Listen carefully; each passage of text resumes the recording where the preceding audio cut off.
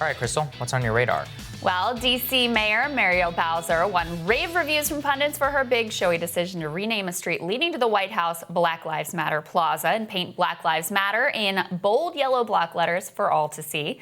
Right away, however, I was a little bit skeptical about just how far her commitment to the movement actually went. Honestly, I don't follow D.C. politics all that closely, but I did recall that Bowser was among a number of mayors who endorsed Mike Bloomberg of stop and frisk fame for president.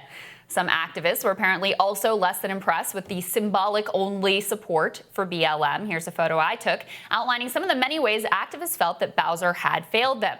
And sure enough, she quickly confirmed their skepticism by reaffirming her commitment to an increase in the police budget in an interview with NPR. The interviewer asks, "The budget that you put out last month, in fact, calls for increasing funding for the police. Are you reconsidering your position in any way?" To which Bowser replies, "Not at all."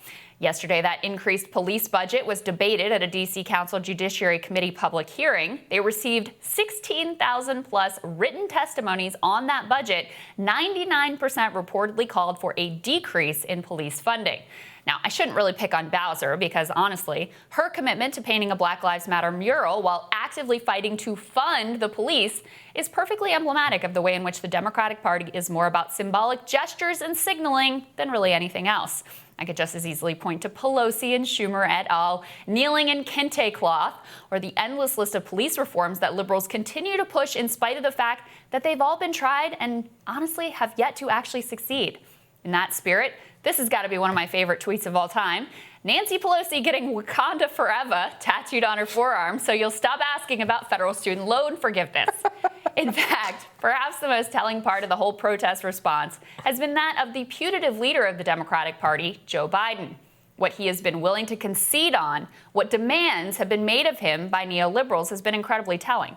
Now, as I laid out in some detail last week, Biden in a USA Today op-ed gave his most detailed response to the protest movement. He leads with what is a pretty good sounding headline: "We must urgently root out systemic racism from policing to housing to opportunity." Okay, but apparently that urgent rooting isn't much more than some tax credits in a Bowser-esque plan to increase funding for the police. Specifically, he wants to increase funding for community policing, an amorphous concept that mostly serves as a means for giving liberals permission to further bloat police department budgets. Perhaps even more telling, Biden's policing plan, it's not anything new. He wasn't moved by the protests or the pandemic or the Great Depression to think harder and deeper about the scale of the challenges. This same community policing crap has been on his website for a year. He didn't move his policy ideas one single inch, not a centimeter. But he did change on one thing, and ultimately, it's the thing that neoliberals in the party seem to care most about. The one concession he was willing to make was on the issue of representation. So Amy Klobuchar was kicked off the VP list in favor of a new selection pool with more black women. Kamala Harris and Val Demings moved up in the odds makers' estimations. Atlanta Mayor Keisha Lance Bottoms and former Obama National Security Advisor Susan Rice have also joined the top tier.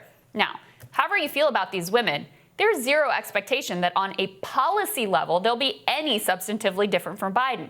They hold identical or nearly identical worldviews. They will continue to burn the neoliberal flame after Biden has moved on. They won't fight for a federal jobs guarantee. They won't champion Medicare for all. They won't defund the police or reject the military-industrial complex. They're not going to do it as vice president. They're not going to do it in the not unlikely event that they end up in the Oval Office either. Now, it's not that representation doesn't matter. But when representation is the only ask from the most influential and loudest voices, and it's the only concession made, our society is never going to advance beyond symbolic gestures and moral victories, especially for the historically oppressed. Now, honestly, we had the best symbol of diversity representation of all time in Barack Obama for 8 years. And what did they do? They militarized the police pre-Ferguson and had a police reform commission post-Ferguson, yet we still have a police war on the poor.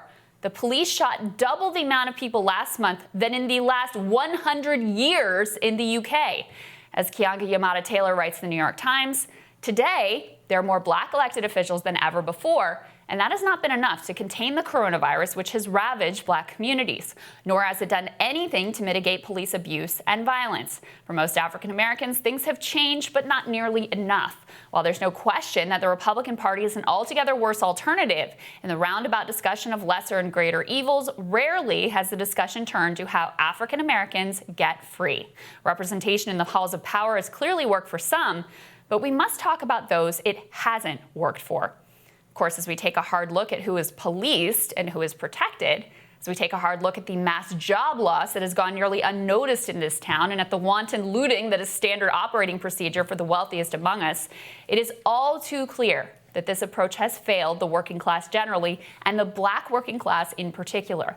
Mural or kente cloth or even vice presidential pick notwithstanding.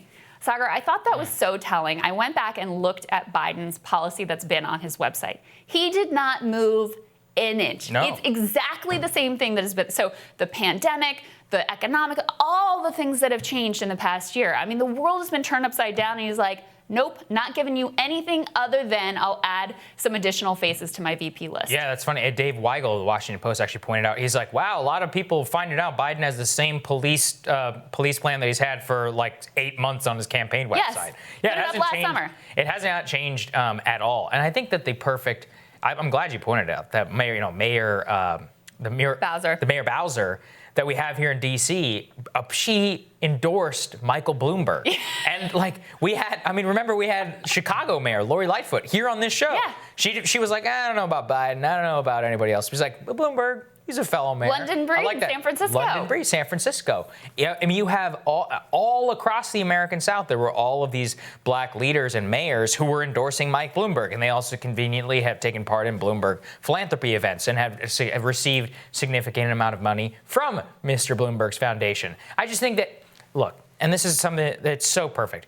This is a story about power and class and about how money corrupts, particularly of any elite infrastructure. And if you're not willing to have that conversation, which I truly believe nobody in this country really wants to have anywhere near the top, all they want is to have some, executive order. I mean, I think the Trump administration is going to come out with some executive order or something, and then Biden is going to have his community policing thing. Amazon would not be supporting this, and Starbucks and Target, if this had anything to do with actually erasing workers' rights, with building workers' rights, or with actually taking on the power that so many of their Black employees, people like Chris Smalls, who right. they racially targeted in an email. No, they want to keep it right where Joe Biden has it. Yeah. Right? Like, we're not going to really change anything. It's perfect for them. But, we'll paint the mural, we'll throw up the sign, we'll give you some of our, appropriate films will be free for a time. Like, we'll do some of those things. Mm-hmm. We'll do some of those things. But will we actually change how we treat our workers? Will we actually change who has power in the society? No. That op-ed that I mentioned from Keeanga-Yamahtta Taylor in the New York Times is really interesting. And she talks about the both generational and class divide within the Black community, and how essentially the African American leaders here in this town in particular, they tend to represent a more middle and upper middle class constituency. So their views and their perspectives very much align with their white colleagues who also represent an affluent middle class and upper middle class constituency. And I think a lot of times those divergences within communities are not painted out, are not really portrayed accurately, that there can be less than a monolithic approach, that there can be different values and different approaches. So the activists on the ground, right, I showed you that picture that I took, that was right by the Black Lives mural. Yeah. Yeah, it's right here. It's right here. Yeah. And activists had laid out, very nice that you gave us this mural, but here's all the issues we have for you. Like, they're not buying it anymore. There's the picture. And the first one there, by the way, is endorsed Michael Bloomberg. That was kind of a dead giveaway. You see the split in the community, but the people who still have power are the people who are like the Mayor Bowsers, right? Yeah. The people who are, the Jim Clyburns who endorsed Joe Biden, like those are the people who still have the power and the influence, which is why at the national level in particular, you see the discussion moving more to, we'll have some reforms. And look, I support the reforms. Maybe they'll help on the margins. But it's a reform conversation. It's a symbolic conversation. It's a kneeling in kente cloth conversation rather than the actual structural change that activists are fighting for on the ground. Yeah, and I just think that's really all it was. And I think it's all all it will ever be. Is that you see Bowser? Well, but you do see, like in New York City, massive changes. Obviously in Minneapolis, actually in San Francisco. I mean, there are in LA, they're planning to cut the police budget. So activists on the ground are actually having more impact than they are at the national level. We'll see, because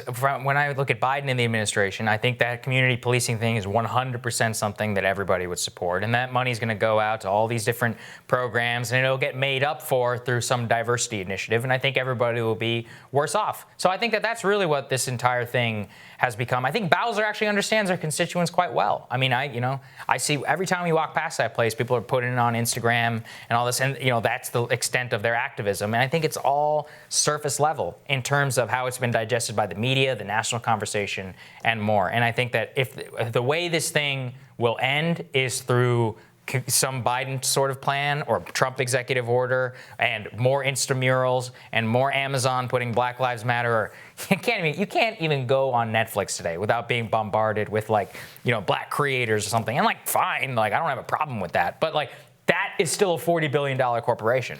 Well, right? The bottom line is still all the people in this town represent basically middle and upper middle class concerns, to the extent that they represent anything beyond Wall Street and Silicon Valley, actually wealthy concerns. The constituency that they cater to are middle class and upper middle class people, and so that's where you end up.